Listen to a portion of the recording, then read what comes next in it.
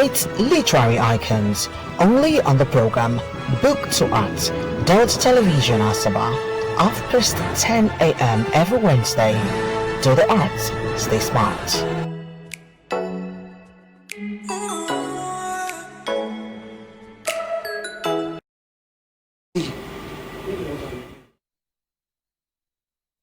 Alright, welcome to the program Book2ART on Delta Television, the People's Pride, getting robust as ever, and I feel excited. Well, the weather is really good, though it's a little cold, but however it is, we try to stay warm and good.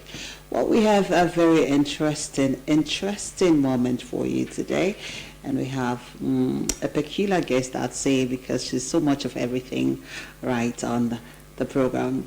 Well, our offers for you as usual is the profile, and then we'll take on literary works where we'll meet our guest and feel our pause on our work. But for now, we will definitely take on our profile. Let's meet our guest on the profile. She's no other than Dumebi Ezar Ehigiator.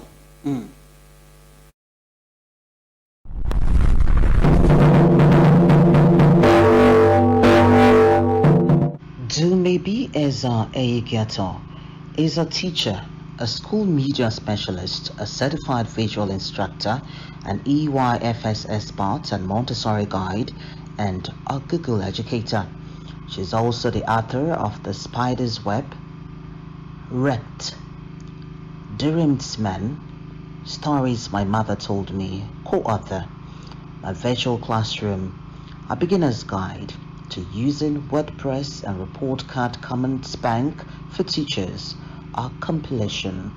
She designed and produced Teacher's Journal, Reflections on My Teaching and Learning. Similar to a diary, the Teacher's Journal is meant to inspire reflection on events leading to both success and failure in the classroom. She blogs on Dumebi.com and works as a teacher, an education consultant in various schools. Dumebi Ezar is a director of Adasa Hall, Crèche and Nursery, and the creator of Visual Learning 101, an online community of over 3,000 teachers. She hosts Teacher Ezar, a podcast that chronicles her journey and reflections as a teacher. She holds a bachelor's degree in library, archival and information science, a master's degree, library and information studies, and a postgraduate diploma in Montessori teacher training. She is now pursuing a doctorate degree at the Center for Educational Media Resource Studies, University of Ibadan. She is a member of Zonta International, a leading global organization of professionals empowering women worldwide through service and advocacy.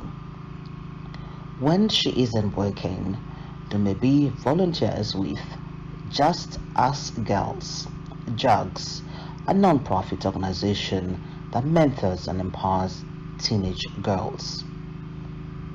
Our guest today on the program is Dumebi Ezar Ehigiator.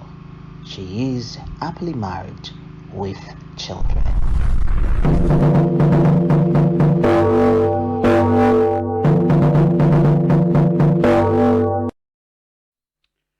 All right. That profile is something. I know you were eager. You want to meet her, okay? Don't worry. We get to meet her now as we take on literary works. Well, she's with me right here, so I want you to meet our guest on the program, Dumebi Ezar Ehigiator. It's a pleasure. Thank you for having me. I know what you're saying, Bianca. Oh, that was really, really expensive. Oh, you went far. You are like, you went far. I did. You did. You never expected to see that, though. I didn't. You did a good job. I was really amazed with what you. I saw online. I said, no, this should be on the profile. They should get to meet you real good. So much about you. The Spider's Web, Wrecked, The Rains Man, Stories My Mother Told Me. Yes. co-author, actually. Yes. My virtual classroom, a beginner's guide to using WordPress, and report a card comments bank for teachers. Yeah. Now, these are your works. Yes. So, one would think that it would just be more about, love stories, but this time is a mix of everything. And I wonder, sometimes it could be what is really happening. It could be, your environment. You just decide to put this down. But first, let's meet you and, the reason or the mindset of writing books like this is extensive, and the one I'm actually eyeing now is red. Okay, so tell us your mindset actually. Well, I've putting all this always together. loved books. I've Okay. always loved books. They've always been a way for me to, to enjoy myself. A companion, I would say. Okay. Our home was saturated with so many books, so I got reading at a very tender age. Okay. My mom said I started reading well by the time I was 4 years old. Whoa. So books have been my best friend. And then growing up as an only girl surrounded by boys, when they're watching football, I had to find some way to keep myself sane. Busy. And good And that. and so books were just it. They were a way of just enjoying myself and enjoying life. Mm-hmm. And writing came later on, because actually good writers are also good readers. Okay. But writing came later when I was in the press club in school, and then more extensively about 7 or 8 years back, because I just felt I should be doing something.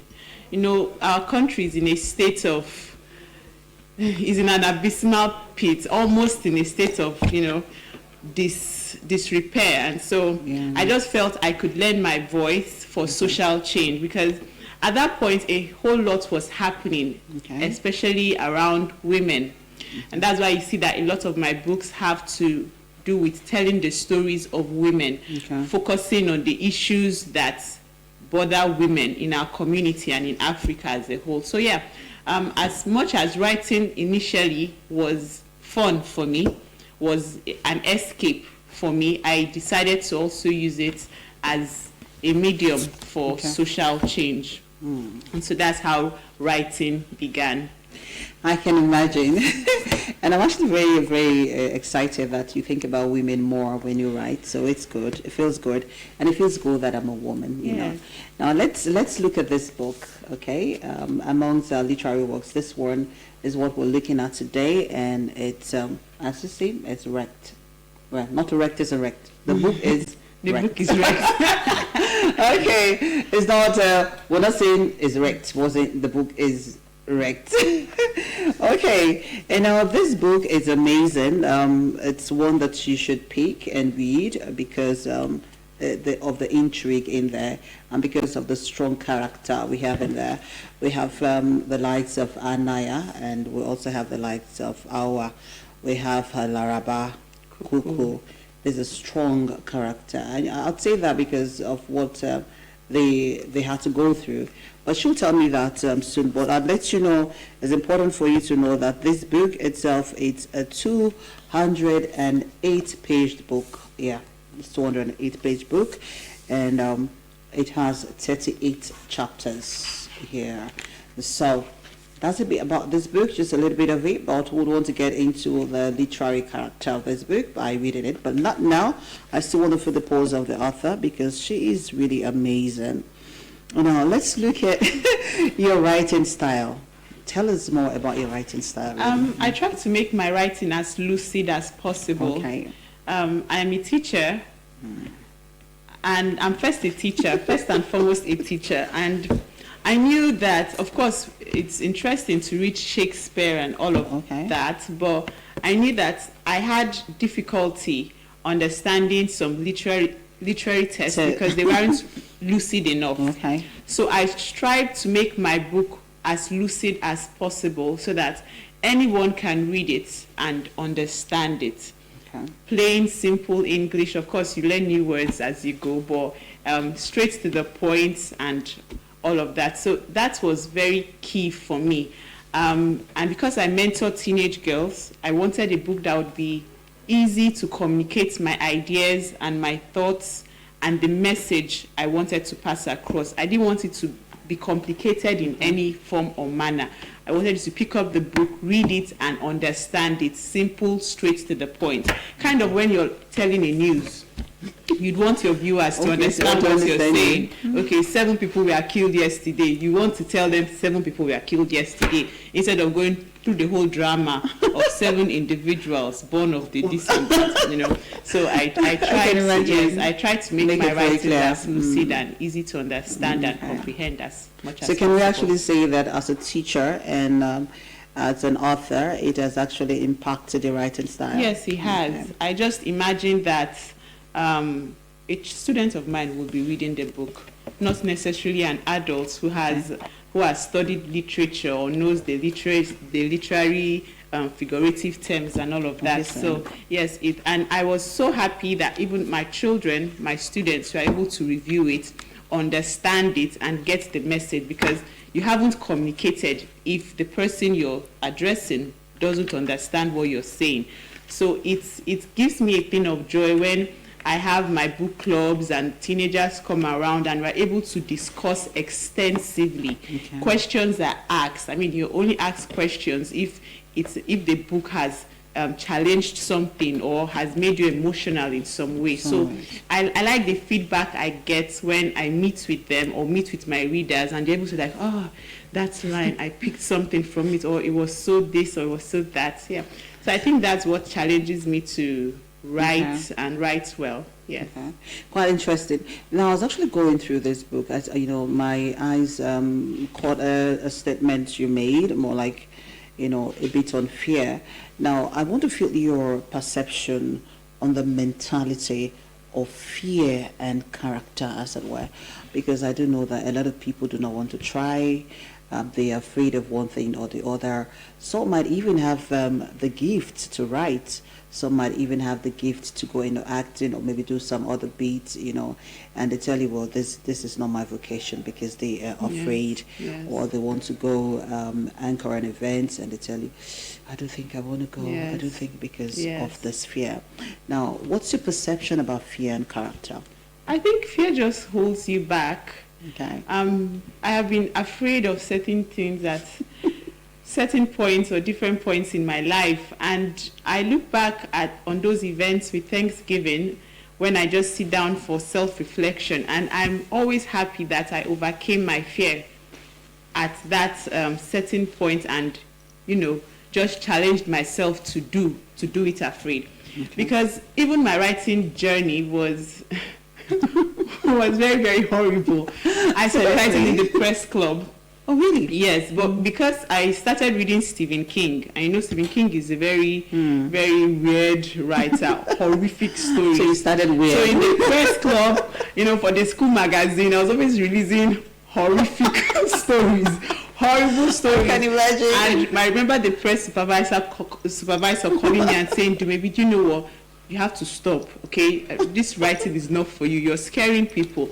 Oh. And I understood where as an adult, I understand where he's going to, trying to protect the children's mind and their mental health. But I felt there would have been a better way to communicate to me that I should channel my writing in this way instead of telling me this is not for you. Yeah. So sometime later, when I now decided to write on my blog, it started as a blog, and then I was writing for features in some papers. I was afraid of rejection. That okay, these people will tell me, you know what, your writing is not for us. Just like my teacher told me my writing wasn't for the school. Okay. And I remember sending it to a close friend of mine. I sent her about 5 chapters, and she told me that maybe I don't think you can write. She hasn't even read the book. She didn't even read 1 chapter. I told her she didn't read. She said no, that you're more of a talker. And is that a compliment? I sent you something to read and give me feedback. Yes. Telling me, no, don't worry. To do good vetting on it and probably until I was at an event with a publisher, and he was like, you tell good stories, because I had introduced someone. I said, yes, I've tried writing, but my friend told me that I'm more of a talker. And she said, can she see it? and she took it with her. I gave her, and the manuscript was already in the boot of my car, so I brought it out. I said, see the manuscript. They said that, and by the time she got to Lagos, she said, please, you should continue and let me know when you finish. That I think you have something there. Beautiful. And by the time it was finished, it was so easy getting investors to, put their money down for the publication. It was, it was very, very easy. And by the time the stories went out, everyone was like, oh, you did a fantastic job. And so writing later and releasing more books and the feedbacks coming in, even some being turned into movies, I sit down and say, imagine if fear had really taken me up and had been discouraged. So what's your first book actually? What's it called? The Spider's Web. That's the Spider's Web. Yes, okay. The Spider's Web. Okay. And it's sold out. We did 5,000 copies and it's sold. I only have 2 copies that I left. Wow. I dedicated so you had a movie to that as well. Yes, it's being put into a movie this year. So I'd like to see that movie now. You have to see the movie. I just have to. So yeah, I think fear, it's not easy. It's easier said than done. But by the time you look back on incidents that have happened to you that you overcame, it encourages you to, okay, you can do this, you can do this. What's the worst that could happen, really, if you try? So how long does it actually take you to put this together? Is it a year or 2 years or? The Spider's Web was 11 months and 5 days. 11 months and 5 days. Wow, that's almost a year. Yes. What about Rect? Then I didn't have a child. Okay. And so my husband was a very, very accommodating person. But sometimes when I wake up and I was like, oh, no, baby, let me write. So it was solace for me to wake up by 4 in the morning and write and write and write. And then, so it was easy to do that in 11 months. Okay. I think Rect was longer. Yeah, Rect was longer because I had lots of work coming in as a teacher and moving up in the office as an administrator. Yes, but... So Rect took you about maybe 2 years or more? Close to, not up to 2 years, okay, maybe a year plus. Yes. Okay, right. Now, let's also look at the character here. I mean, it's I said to myself, what was she even thinking about to build strong character, in the literary work Rect? The character there. Let me just do a bit of one that for you to actually feel what I'm talking about. And now we look at the back of the book. Yeah. The Rect is the story of 4 women, and 4 women with strong character. And this one is Anaya. Anaya hurt, scared, and scarred by one incident in her childhood. She wants it all. She requires just as much power as any man. And power for Anaya means the ability to rule a home or the heart of a man on her terms. And Awa has this one: a teenager forced to wed a man in his 30s, a man who sees marriage as a means to act like a depraved animal. I wonder what I will be thinking though. And then this is Laraba. Laraba, abducted and abused by jihadists, escaped from captivity but is fighting another war and bearing her pain and dignity. And this one, Cuckoo. Cuckoo is another. A cuckoo who yearns endlessly and in vain for a father's love, then tries to find it in the arms of a million lovers, and the one man who claims her for his own. I'd let it rest. Let me look at our guest, our beautiful author. Let me look at her very well. So, now, this is a strong character, and the story behind what they're going through is actually very, very strong, and sometimes pathetic, because it is not easy to find a woman going through phases like this, rather. So, what were you actually thinking when you decided on characters like this, most especially that of Cuckoo? Well, first of all, I think we need more books that have very strong female characters. Okay. Some ladies or some women don't have enough role models. Okay. So I felt having them in book forms would as characters in books would really help a lot. Okay. And I felt it would also help in bibliotherapy, to be bibliotherapeutic for those who are going through some of the challenges that were recorded in the book. Okay. And that was why I decided I wanted strong female characters. Okay. And most of them too are the fictional characters that emerged from my interactions with live personalities. Like the NGO you mentioned, Just Us Girls, is for teenagers and single mothers, basically. And we have a session where they meet a psychologist, and they relate a whole lot of their stories and why they are the way they are. Okay. So I picked a lot of those subjects and then put them into a non-fiction material. Now, Cuckoo yearns for the love of her father, as you have rightly said. Cuckoo. Don't we all? I think every child wants to be validated by his parents, by his family, or by her family, in this case, a woman. Okay. And Cuckoo yearned for that. There are a lot of factors that could be behind a girl child yearning for the love of a father. I wouldn't go into that now because it's a whole lot of research that has gone into that. So, yes, it's possible. It happens that when a woman is not validated by the ones she trusts, the ones who care for her, she finds it elsewhere. Okay. And I knew that it was quite a different setting for me because I grew up hearing my daddy tell me, I love you so much, you're the most beautiful person in the world, and I believed it. That's good. It gave me self-confidence and I felt every day I woke up, I felt I was in charge of my world. That's true. He told me I could have anything I wanted in this world. And it's at a point it put us in trouble because when we go to Leventis then, our pack pencils like this, I call the cartoon characters and putting it inside my mommy's bag. And only when mommy gets to the door and they said, Ma, there are some things not paid for. I said, yes, my daddy said I'm a princess, I can have anything I want. Can you imagine?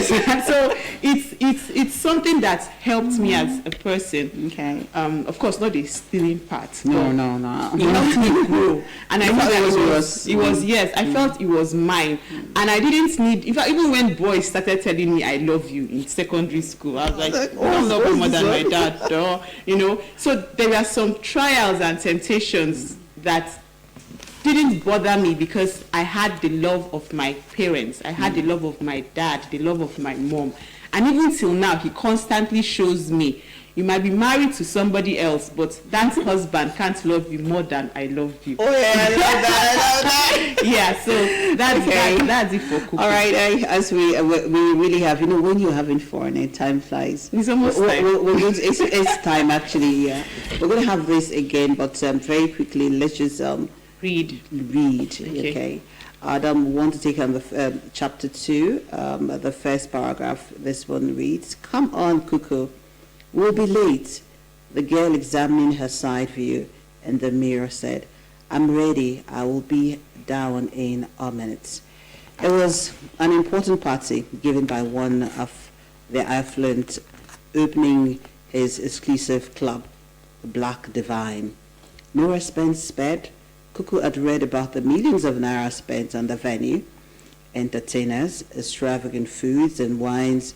She was looking forward to the evening and dreading it at the same time. There would be the usual anxious post-mortem from her mother, and next, the threat of her father's disappointment. Cuckoo was well aware of the present objective clearly defined for her. This year, she was to find herself a husband and get married. Suitable or unsuitable, it did not matter. You want to just read the second paragraph? Okay. She knew why they insisted on it. The only way to stop a scandal was to get her married off. Cuckoo was not vain. Her time getting ready was as much anxiety as conceit. She was very pretty. Everyone said so. Nevertheless, she had to please. She had to dazzle the young men she met until one of them asked to marry her. If she failed at the end of the year, her father would be angry. Sometimes she could hear voices echoing in her head, especially since she had come back from the University of Legon and was living at home with them. When she reminisced sometimes, it was hard to even keep a dry eye. Memories of certain events were painful, so she tended to avoid thinking about them too deeply. Sadly, a scene from the past now replayed as a swift reminder and a continuation of past pain. Don't worry, you have to grab a copy of this book so that you read all through. This is just the tip of the iceberg. We appreciate you for your time. Thank you for having me. And your books are wonderful. We Thank appreciate you. everything you're doing and would want you to come again so that, well, maybe when they have a movie to that spiders. Okay? Well, we want you to come again, no doubt, because your books are actually good. And we'll review more of your books live here. Thank you. Keep doing your good work, and well, other ladies are watching, and I know they'll take care from you. Now, your quick lesson from this book. What do you think our women should grab? You're strong irrespective of what you're going through. All right, thank you so much. It's been a great one on the program Book to Art. It's very, very quick. Yes, but it's interesting however it is, and we've had our lovely Dumebi Ezar Ehigiator. That she's here, I'm honored. And now you're also honored having this moment with her right here on Delta Television, The People's Pride. The program is billed for Wednesday, right at 10:30. Do keep a date. Bye-bye.